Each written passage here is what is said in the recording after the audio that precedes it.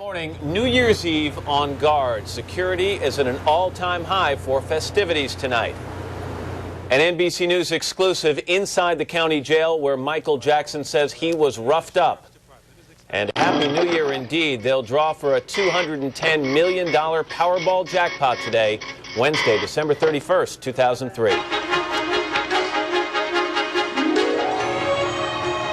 From NBC News, this is Today with Katie Curran and Matt Lauer, live from Studio 1A in Rockefeller Plaza. And good morning. Welcome to Today on a Wednesday morning, the final day of 2003. I'm Matt Lauer. Katie's got the day off. I'm Ann Curry. Good morning. Happy New Year, everybody. There'll be military helicopters, bomb-sniffing dogs, sniper teams, metal detectors in Times Square where up to 250,000 people are expected, and up to 1 billion people are expected to watch it all on television. And security, of course, is going to be extremely tight. We're going to have coverage from New York and Las Vegas, and we'll talk to New York's Mayor Michael Bloomberg about the extraordinary steps being taken to keep New Year's safe.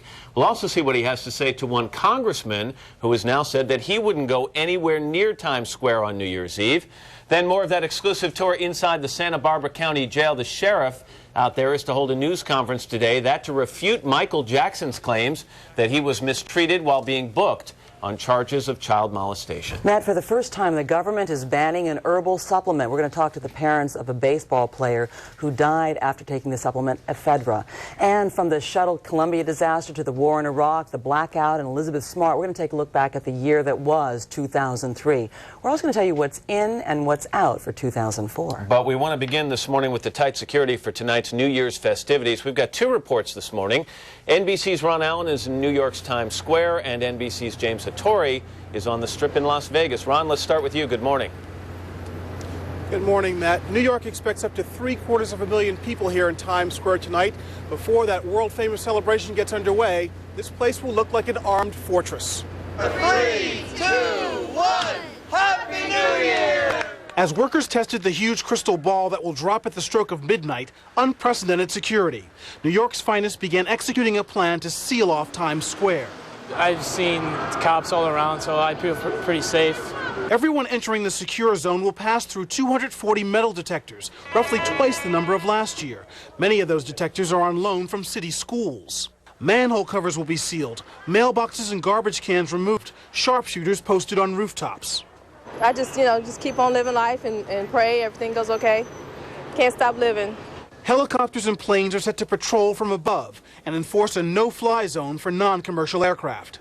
We know that New York remains at the top of the terrorist target list, and therefore we have to remain vigilant. Across the country, cities such as Chicago, Miami, and Philadelphia also continue focusing security around landmarks and places that will host large New Year celebrations. Here in New York, Times Square will be shut down some 8 hours before midnight. Alcohol is banned, traffic prohibited, and police advise if you're thinking about coming here, don't bother to bring a bag or backpack. Ann? Ron, thank you. Good advice. Now to the precautions being taken out west. NBC's James Hattori on the Las Vegas Strip. James, good morning. Good morning, Ann. With just hours now until the famed Las Vegas New Year's celebration gets underway here on the Strip, local and federal law enforcement officials are taking unprecedented steps to ensure that New Year's celebrations, like here on the Strip, as well as those in for example, the big football bowl games, are safe. With an estimated 350,000 people expected on the Las Vegas Strip tonight for fireworks, local officials requested the FAA establish a no-fly zone over the city. I think it's prudent, wise, and makes complete sense that we want to know and have absolute control of that airspace. In addition, armed military helicopters will be in position in case of terrorist actions on the ground. In Pasadena, California, the Tournament of Roses Parade and Rose Bowl game are expected to attract an estimated 800,000 people on New Year's Day. Military planes will patrol the skies, and some 1,000 law enforcement officers will be scattered through the parade crowd.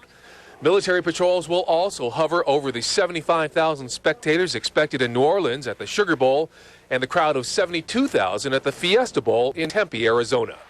Ushering in a new year in the usual way, but under an unusual state of high alert. There's a report by one bank analyst that cancellations at hotels here are twice what they were in a normal year. The hotels say that's just normal and everything's going to be fine. Everybody's going to have a great time. If you walk up and down the strip, you get a little sense of that, even at this hour. And Matt, back to you. Well, that's reassuring. James, thank you. Now let's get a check of the rest of the morning's top stories this morning from Weekend Today's Campbell Brown, who's sitting in for me at the news desk this morning. Good morning. Good morning, Ann. Good morning, Matt. Good morning, everyone. Willard, thank you very much. On Close-Up this morning, New Year's Eve. Unprecedented security measures are in place all across the country. And, of course, at the crossroads of the world, New York's Times Square. Michael Bloomberg is the mayor of New York City. Mr. Mayor, good morning. Good morning, Matt. And an early Happy New Year. Yeah, to you, too. And we'll talk about that in a second. Listen, I understand 750,000 people are expected to cram the streets right behind you there for New Year's Eve. And you know the question on every one of their minds, will it be safe? How's security? Have you received or heard of any specific threats against this New Year's celebration? Well, there's always threats, particularly at this time of the year, but the fact of the matter is the professionals are worrying about this. We're going to have a wonderful time. This is the 99th consecutive time we've had a celebration for New Year's Eve here in Times Square. We've taken all the appropriate security measures. The weather is cooperating. It's going to be a wonderful time for everybody. And we're going to have over 1 billion people watch this around the world via television. You know, I love tradition. I want to say that right off the bat. But let me go over some of the security measures here, list a couple, and then ask you a question at the other side. Low-flying planes and helicopters banned from flying over New York. Manhole covers will be welded shut. Garbage cans, newspaper vending machines, mailboxes removed from street corners. There'll be snipers on rooftops, and I understand that every person entering Times Square will have to go through one of 250 or so metal detectors. Without sounding sarcastic, is this any way to throw a party? Is it worth it? Well, number one, it is worth it. Number two, every single one of those things that you listed, we do when the president comes to town, with the exception of the magnetometers. This is normal precautions. This city errs on the side of being cautious, which is why this is the third time we've dropped the ball since 9/11, and people have felt safe coming here. We're going to have a record year with tourism in this city. People around the world understand New York's a safe city. This is the place to be. You're going to have a good time. The professionals will worry about the dangerous world. Republican Congressman Christopher Shays of Connecticut has said some things about the Times Square celebration. He said that he would not feel comfortable going to Times Square because it's a tempting target for terrorists. He said we need to be straight with people. He criticized Tom Ridge's comments that we should go on with our lives as normal. I want to mention this is a guy who sits on a committee in Congress that deals with terror issues. What's your comment? Well, we're going to have Shoshana Johnson help drop the ball. She was a woman who was fighting to protect the congressman's freedoms. She was captured and wounded in Iraq. Maybe he should call her and learn a little bit about courage. Well, and I understand your criticism here, but he's expressing a concern that's on a lot of people's minds. And perhaps isn't he just saying, look, we've told people for months now, avoid large crowds, large gatherings, tempting targets, and isn't Times Square just that, all of those things?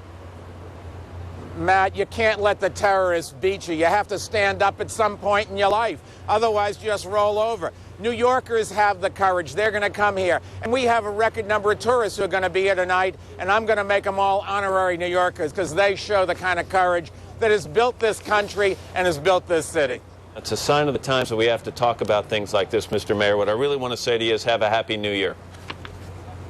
And to you. I hope it's a good one for you. All right. And for you as well and your family. And now, here's Ann. Matt, thank you. For the first time... As we've looked back on the best of today, we've found that the passing year has been marked by triumph and tragedy, war and honor, laughter and sorrow. Here now is a look back at 2003.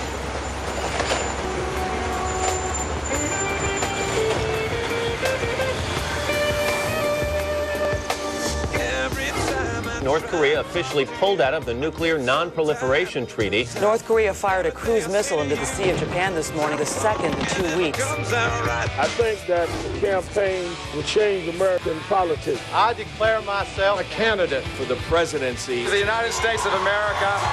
If Saddam Hussein does not fully disarm, we will lead a coalition to disarm him. Saddam Hussein recently sought significant quantities of uranium from Africa. 3, 2, Booster ignition and liftoff. The last communications were received from the Space Shuttle Columbia as it was an altitude of about 200,000 feet. When it comes to the men and women aboard the Space Shuttle Columbia, they truly were the Magnificent Seven. This day has brought terrible news and great sadness to our country.